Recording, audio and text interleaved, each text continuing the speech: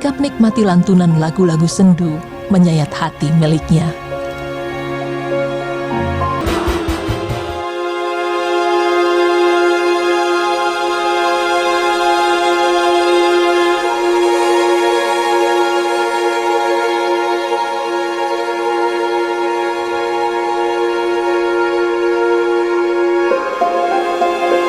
Innalillahi wa inna ilaihi roji'un.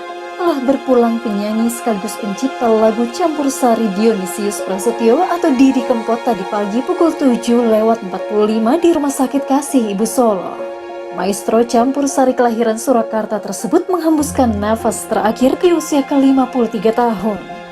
Memulai karir sejak tahun 1984, Didi kini dikenal sebagai The Godfather of Broken Heart oleh penggemar kalangan muda yang tergabung dalam Sobat Ambyar. Adik dari pelawak Sri Mulat almarhum Mamik Prakoso ini sudah menuliskan lebih dari 700 lagu dengan hampir sebagian bertema kesedihan menggunakan bahasa Jawa seperti Sewu Puto, Cidro, dan Banyu Langit. Bahkan terbaru ini almarhum mengeluarkan lagu berjudul Ojo Mudik atau Jangan Mudik. Kami segenap tim Rumpi No Secret juga ikut berduka cita yang sedalam-dalamnya. Selamat jalan Didi Kempot. Terima kasih telah mewarnai industri musik Indonesia. Karyamu akan selalu dikenang. Ya pemirsa, saya Kak Ros kembali menemani Anda di acara Rumpi No Secret. Pagi hari ini adalah hari yang begitu mengejutkan banyak pihak, sekaligus juga meninggalkan kesedihan yang luar biasa karena kita mendapatkan kabar seorang legenda musik tanah air, Didi Kempot, menghembuskan nafas terakhirnya pagi tadi di Rumah Sakit Kasih Ibu di Solo, Jawa Tengah. Dan saat ini jenazah rencananya akan disemayamkan di Jawa Timur. Ya. Dan berikut kami akan hadirkan beberapa penampilan Didi Kempot semasa hidupnya bersama dengan banyak penyanyi-penyanyi tanah air lainnya. Ini terkait penampilan Mas Didi, kan ini khasnya itu langkonan gondrong. ya. Itu motivasinya apa?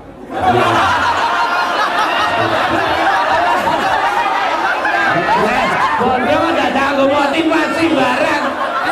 Ada gitu orang nanya gondrong, motivasi gondrong apa sih? Karena dianggap orang tuh gondrong itu suatu hal yang negatif.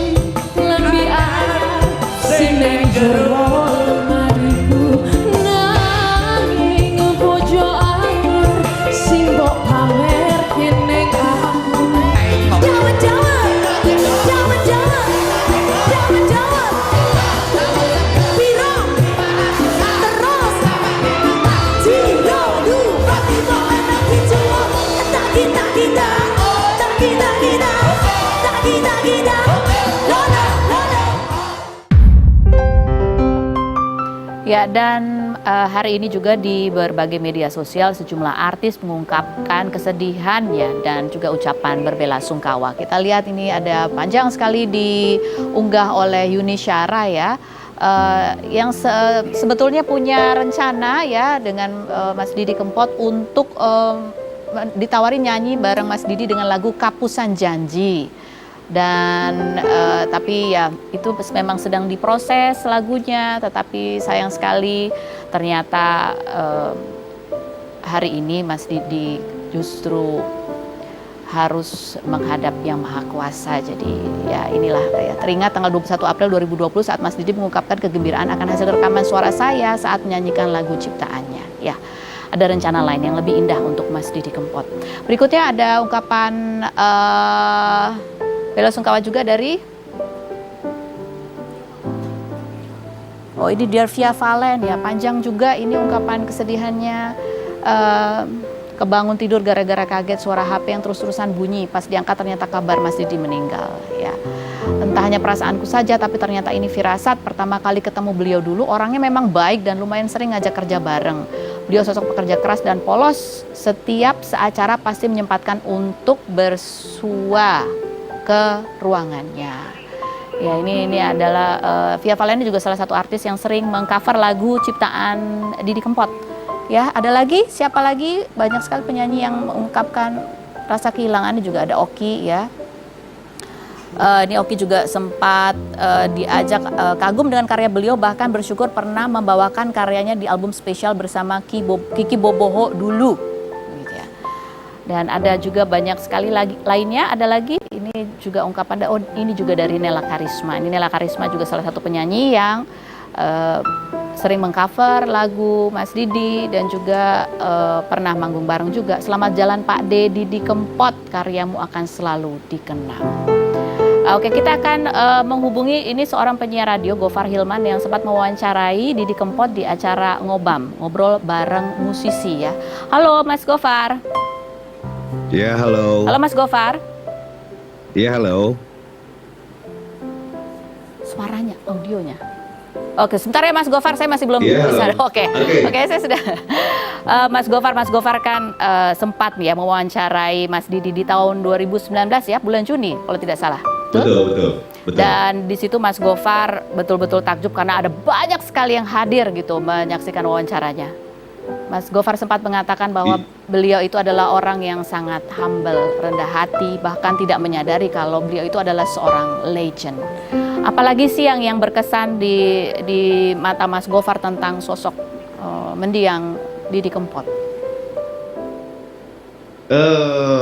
Beliau tuh orang yang selain humble dan dia sangat dia tidak sadar bahwa dia tuh seorang legend yang kalau tiap ketemu tuh meskipun dia mukanya lagi capek gitu kan, dia tidak pernah memperlihatkan kepada orang-orang bahwa dia lagi capek gitu.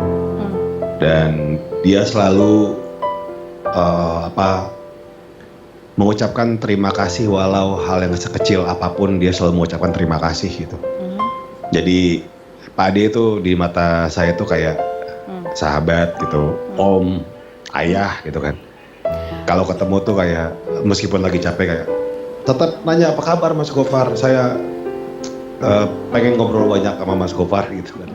Masih sempat berkomunikasi sesudah wawancara itu, masih sering berkomunikasi juga sama Mas Didi? Teringat sih ketika habis wawancara itu tuh saya selalu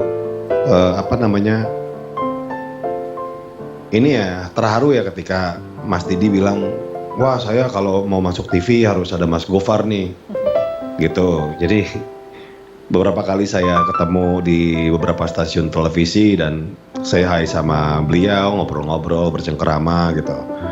Dan beberapa terakhir sih agak susah match waktunya karena Pak Didi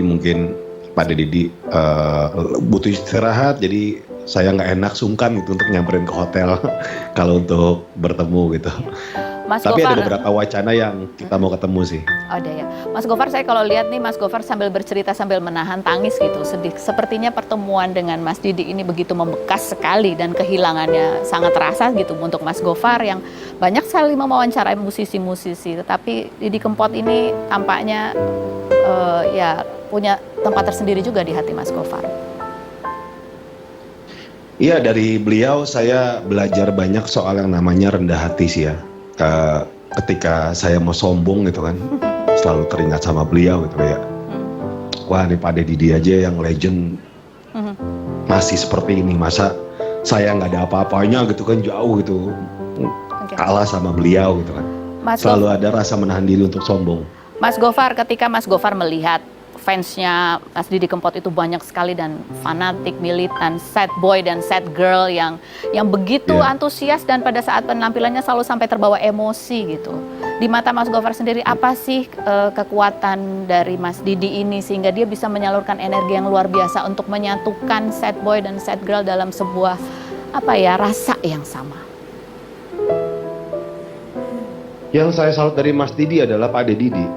Dia bilang sama saya bahwa dia punya anugerah ya, bisa menciptakan lagu dalam waktu yang sebentar.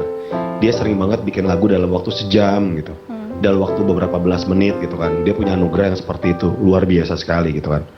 Nah, kita nggak cuma kehilangan seniman, kita nggak cuma kehilangan budayawan, tapi kita kehilangan sebuah kultur. Kultur di mana sakit hati bisa dimeriahkan seperti ini gitu. Dijogetin aja. Sakit hati dijogetin aja. Sakit hati tidak pernah semeriah ini. Kalian boleh nangis, boleh apa segala macam, tapi ketika kalian sedih, kalian berjoget dengan lagu Mas Didi sih. Oke. Saya juga bilang sama Sobat Ambiar kalau Mas Didi adalah sebuah kultur di mana kalian mendengarkan musik jazz, punk rock, metal di luar sana, tapi ketika kalian di rumah dan patah hati, kalian mendengarkan lagu Cidro dari Didi Kempot. Oke. Ada banyak hal juga yang sempat disampaikan, diantaranya ya ada banyak penyanyi yang mengcover lagunya Mas Didi ciptaannya tapi tidak minta izin, terkait juga mungkin juga dengan royalti. Apa sih harapan Mas Gofar selaku orang yang juga peduli terhadap musik tanah air gitu, terhadap industri ini, terhadap hak-hak musisi gitu, terhadap dirinya? Iya, salah satu curhatan Pak Ade Didi adalah dari semua lagu kok nggak ada yang minta izin ke saya gitu-gitu. Sebenarnya Pak Ade Didi tuh kayak tidak mempermasalahkan duit, tapi toh minta izin dulu gitu kan, kata Pak Ade Didi. Yang penting kita kan manusia, apalagi saya orang Jawa, kata Mas Didi. Kalau dia minta sopan, kenapa nggak saya kasih? Jadi kalau dibilang materi, Pak Ade Didi tidak mementingkan materi, lebih mementingkan gimana caranya orang untuk datang izin untuk mengcover lagunya gitu. Itu harapan Pak Ade Didi sih. Jadi Sempat ada kayak apa ya? Semoga Mas Gofar dan teman-teman lain kayak memperjuangkan lagu saya gitu karena kan ini adalah warisan. Kata Pak Ade Didi. Oke. Terakhir juga mendiang Didi Kempot ini menggelar konser di rumah aja dan sudah sampai 7,4 miliar ya gitu dana yang terkumpul dan sudah disalurkan. Mas Gofar sendiri bagaimana melihat ini gitu, legacy atau sumbangsi terakhir mendiang sebelum meninggal? Saat itu tuh kebetulan manajemen Pak Ade, Om Blontang gitu kan telepon saya, Mas Blontang dari Solo, mau ikut gak? Oh, dengan senang hati gitu. Tapi mungkin karena satu dan lain hal secara teknis akhirnya tidak jadi untuk ikutan gitu kan dari pihak TV-nya. Tapi yang pasti saya melihat Pak Ade Didi tuh sekali lagi ya selalu kayak yang namanya teman, nggak bisa ngelihat orang susah gitu kan. Kamu misalnya dia pernah cerita gini, ada satu penyanyi ya saya lupa, datang kayak, Pak Ade saya pengen pakai lagu, cuman saya nggak ada duit. Kata Pak Ade, silakan pakai aja. Kamu sudah bagus untuk minta izin kepada saya. Semoga lagu-lagu yang di cover bisa menghidupi kamu. Jadi kayak, wow, ini bukan soal materi sebenarnya sih. Dan sekali lagi bukan soal materi dan legacy Pak Didi terhadap keadaan seperti ini tuh saya yakin banget ya. Dia tuh sebulan bisa 30 panggung minimal mungkin ya. Tapi ada loh kayak sempatnya untuk kayak bikin konser sendiri dan untuk membantu orang di sela kesibukannya dia gitu. Saya salut sih. Baik, Mas Gofar terima kasih banyak atas waktu dan sharing kisahnya. Terima kasih, selamat sore. Thank you. Oke, dan sekarang kita akan berbincang dengan Mas Tarsan yang sudah hadir. Halo Mas Tarsan. Iya, dari jauh kita Mas Tarsan. Ya, Mas Tarsan ini kan juga berkawan juga dengan kakaknya. Iya. Mendiang ya, yang Betul. juga sudah meninggal dunia. Iya. Di umur yang sama ya, 53 tahun kalau tidak salah saya baca. Ya, Kurang tahun lebih. 2014, 6 tahun yang lalu. 2014. Mas Tarsan ini juga hadir spesial pakai belangkon ini. Jadi kebetulan saya ada berita dari sini mau wawancara sama Adinda ini. Kan Didi Kempot pakai apa belangkon terus. Iya. Wah, saya tak mengenang sambil berbelangkon ria gitu. Seberapa dekat sih? Ini udah bertahun-tahun lama kenal sama Mas Mami ya. Tapi pasti juga sama keluarganya juga dekat sekali. Iya, saya kalau sama Didi Kempot sebenarnya jarang, tapi ada juga ya kenangan-kenangan yang nggak bisa saya lupakan. Misalnya. Contoh waktu saya baru beli rumah di Kampung Makassar, nah kita satu grup sama Mami Prakoso tuh, dia Iya. ngontrak di depan rumah saya. Nah itu baru kenal sama Didi Kempot. Itu dia itu menciptakan lagu tuh, ingat saya tuh, lagunya kok sambil gitar, We Chen You. Wah, saya tanya kok bisa lagu Mandarin siapa no? Mas niki bukan We Chen You, bahasa Mandarin mas singkatan Kowe Pancen Ayu. Oh. Ini yang nggak bisa saya lupakan saat Iya, iya, itu. iya. Jadi memang apa ya? Keahliannya untuk mencipta lagu dengan sangat cepat itu dari dulu sudah terlihat begitu. Dari awal saya udah tahu pokoknya kehidupan dia tuh tanpa gitar kayaknya nggak bisa. Ini ada nih kemana-mana bawa gitar, sampai tidur dan makan juga bawa gitar. Ya. Terus Ya kayaknya seperti itu ya Didi Kempot. berarti waktu itu ketemu masih umur berapa tuh Mas Didi? Sekitar tahun 88, 89 kali ya saya baru nempati rumah di Kampung Makassar. Mas Tarsan sendiri melihat bagaimana ini apa ya, Mas Didi Kempot ini di beberapa tahun terakhir inilah itu booming bukan cuman untuk sad boy dan sad girl aja gitu, tapi semakin meluas. Tetapi justru pada saat itu kita kehilangan sosoknya. Nah itulah saya paling kagum, saya kira mungkin di dunia ini hanya ada pada Didi Kempot. Artis tradisional bisa meningkat ke nasional menggunakan bahasa tradisional sampai ke internasional. Jarang lu ada seperti ini. Kalau seperti penyanyi pop wajar bahasa Inggris orang luar tapi ini orang luar negeri itu bisa meresapi, menikmati lagunya Didi Kempot. Pernah cerita nggak Mas Didi bahwa memang itu juga yang menjadi tujuannya Mas Didi untuk mengenalkan? Kalau sama saya tuh nggak cerita banyak, tapi setidaknya ngobrol-ngobrol sambil ngopi di tempatnya Mami Prakoso itu, wah kok gitu nggih Mas, oh memang ya uripe ngene iki ya piye gitu aja. Ini keluarganya memang keluarga seni ya, kan bapaknya mendiang, bapaknya juga pelawak. Bapaknya itu orang terkenal dan orang pinter, pelawak, pemain wayang, pengarang lagu Anu Manobong itu bapaknya itu namanya Ranto Budal itu. Anaknya yang agak gede itu namanya Sentot, juga pengarang lagu yang terkenal dengan Joko Lelur. Terus Mami itu juga pernah ngarang lagu tapi nggak terkenal, tapi kalau ngelawaknya terkenal. Kalau Didi Kempot itu yang terkenal. Ada adiknya satu lagi yang dari Akademi Seni namanya Eko kalau nggak salah. Ini yang dari ini empat ini pokoknya ya sering ke luar negeri semua. Nah ini ada artikel juga nih, sebelum Didi Kempot meninggal, ini sempat ketemu katanya sama Mas Tarsan. Mas Tarsan juga sempat memberi nasihat untuk jaga kesehatan. Itu masih ingat kapan? Oh iya ya, kira-kira bulan 11 2019 apa bulan November ya. Saya mau ke Solo, saya tuh bersama Pak Din Samsudin sama Rektor UMJ. Terus di airport itu ketemu saya sama Didi Kempot, lemes banget. Dia tuh langsung nyamper saya, "Hai Mas, mau kemana?" "Aku mau ketoprak neng Universitas Muhammadiyah di Solo." Sama siapa? Kenalan sama Pak Din Samsudin sama Pak Rektor UMJ itu. Terus ngobrol-ngobrol.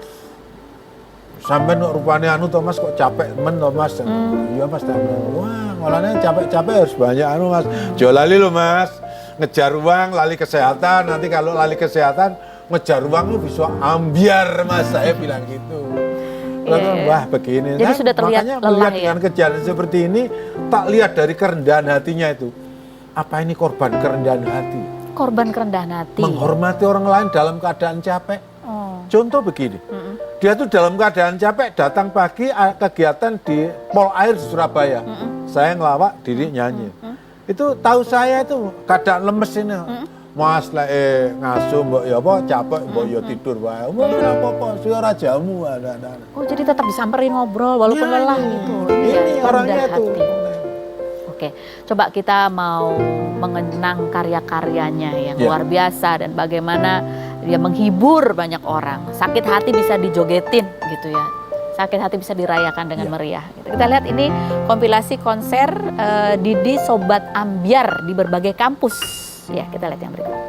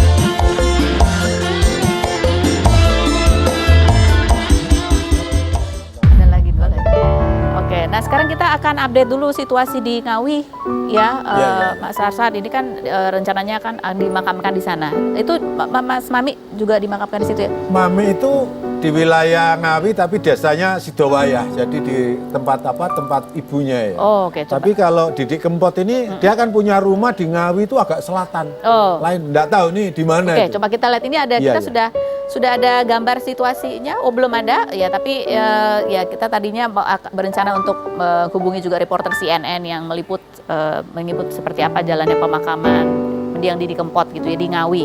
Tapi lokasi pastinya di Ngawi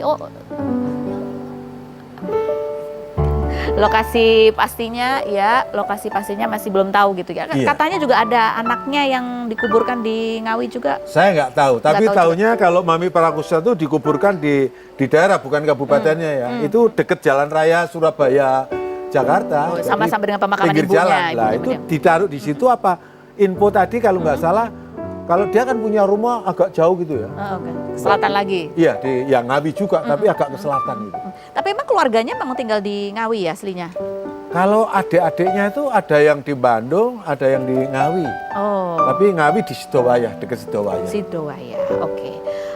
Mas Arsan, kita masih akan menunggu nanti update-annya ya. Dan ada tamu-tamu lain juga yang akan kita ajak berbincang. Jangan kemana-mana, tetap di Rumpi News.